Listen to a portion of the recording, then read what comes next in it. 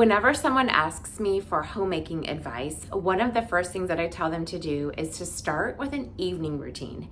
And so today I want to share with you 8 things that I do every single night. Some of them are like super teeny tiny, but if I didn't plan for them and know that I was supposed to do them every night, then they wouldn't get done. So I'm going to share those with you. I'm also going to talk about how an evening routine literally changed my life. And then I'm going to offer a special challenge to you so that you can get started on an evening routine as well, or at least maybe just revamp the one that you have and see if things could be working a little better for you. Okay, let's go ahead and jump in. Thank you for joining me in this third episode of this podcast style video here on YouTube. I hope that you've been enjoying these and just been able to, like I've said before, just plug in your earphones and do the different things around your home that you need to do, or go for a walk or whatever it is. And hopefully you are enjoying these episodes.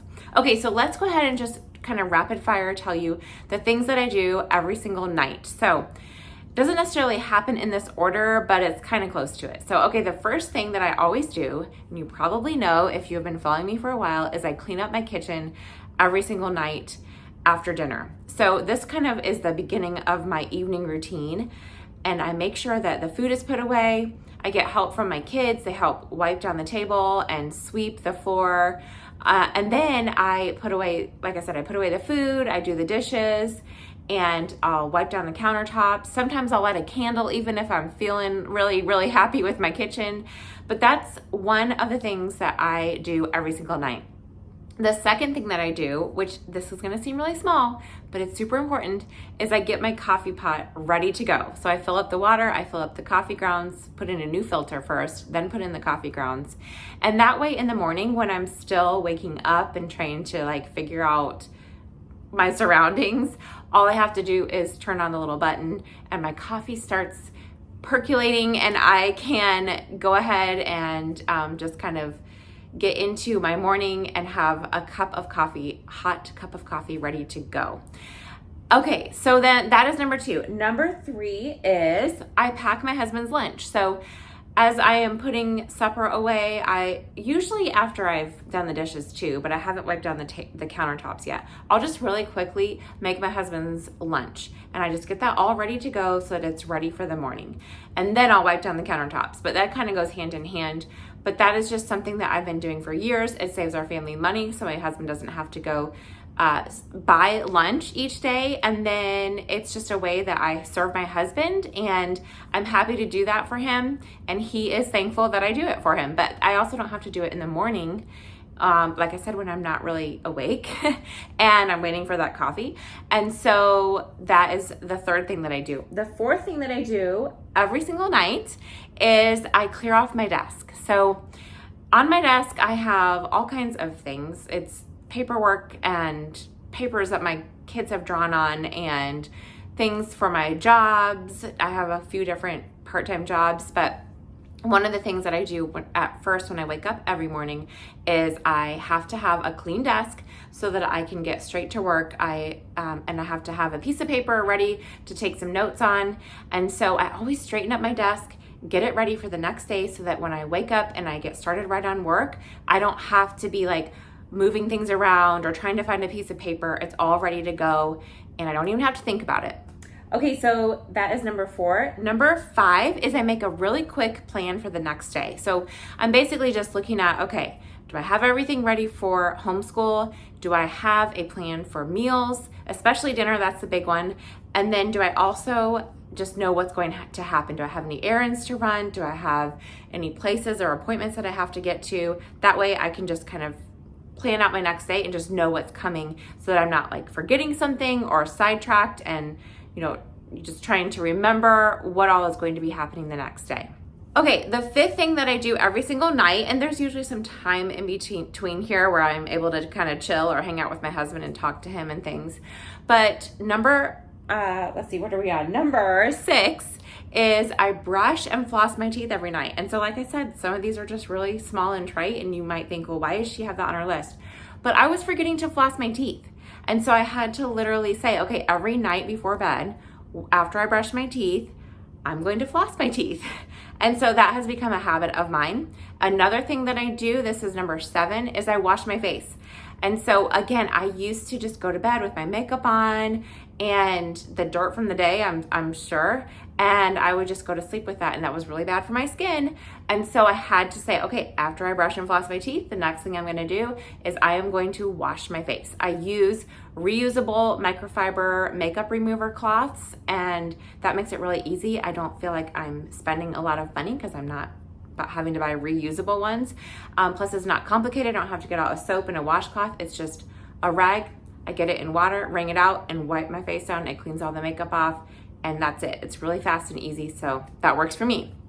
Okay, now the last thing that I do every single night is I follow a bedtime. So I used to stay up really late, especially after having kids. I would be like, I'm just gonna stay up as late as I can because this is my free time. But I wasn't getting enough sleep, and then I was draggy the next day. I was grumpy the next day. So I make sure that I am in bed by 9:30 every single night. Now I don't usually fall asleep by 9:30, but I'm in bed and I'm starting to kind of, just decompress from the day, and the lights are out, and eventually we are asleep around 10. Sometimes it takes me till 10:30. It just depends. My husband's usually out way before then, but for me, it takes me a little while just to get settled and fall asleep. But 9:30 is when I know I need to be in my bed, ready for sleep. Okay, so those are the things that I do every single night. How has that been life-changing for me? Well, let me kind of back up a little way. So I kind of referred to the time that I would just stay up super late and didn't really have a plan or routine to my evening. So I would basically just sit up and scroll my phone or watch TV. And at that time, I really wanted my blog to take off. And so I said, I have got to start being more careful with my time and just managing it better. And so what I started doing was I started with the very simple act of cleaning up my kitchen every single night after dinner. And then once that became a habit, I started adding in other things. So my husband at the time went to bed really early because he had a super wacko schedule where he would have to go to work at 3 a.m. So he and my son would go to bed at 7 o'clock, and that gave me 2 hours that I worked from 7 o'clock to 9 o'clock every single night on my blog. And that's really what kind of took it over the hill or whatever and caused me to be able to start earning an income, because I spent that dedicated 2 hours every single weeknight working on my blog. And so I would work from 7 o'clock to 9 o'clock just on that. And then from 9 o'clock to 9:30, that's when I would get my pajamas on, wash my face, brush my teeth, all those things, and just get ready for bed. And I committed to following that routine every single night for, I would say, about 3 or 4 months before I started to see the benefits of it, and where I was able to see that I started to make an income from my blog. But I stayed committed to it. And ever since then, I have continued to follow that evening routine. And it's changed my life as far as financially and able to help supplement my family's income, but just also as a homemaker, because what you do in the evening sets you up for either a good morning or a not so good morning. And so when I have that kitchen cleaned up every single night, I wake up to a clean kitchen in the morning. When I set my coffee pot ready to go, I have something to look forward to every single morning, a hot cup of coffee that I don't even have to think about. It's just push that button and there's my cup of coffee, and I can look forward to that, and that makes me want to actually get up in the mornings. Having my husband's lunch ready, again, like I said, that saves our family money. It provides a meal for my husband, and it just is one less thing that I have to think about in the morning. So that is how an evening routine has literally changed my life. It's changed my family's life as well. And so I would definitely encourage any homemaker to make an evening routine a priority. And maybe, I don't know where you're at. So I would say if you are just starting out and you've really never followed any kind of a plan or routine in your evenings, I always say start with your kitchen. Clean up your kitchen. Always, after dinner, wash those dishes, every single one. I let mine air dry. I don't even dry them off unless there's like a bunch of them and I want to get them off the countertop. But usually I will just let them air dry and I'll put them away the next morning. But do make it easy for yourself. Don't make it too difficult.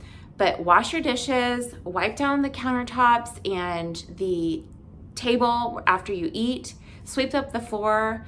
That's all it really takes. And you're gonna love it the next day. You're gonna be so happy that you chose to do that evening before. So if you have never done an evening routine, start with that. If that's already part of your habit, then add something else onto that. I always say start with 3. What are 3 things that you could do? Because 3 is not too overwhelming. Routines should make your life easier. They shouldn't make your life harder. And sometimes I think we complicate routines and we think, oh, I'm going to do all these wonderful things.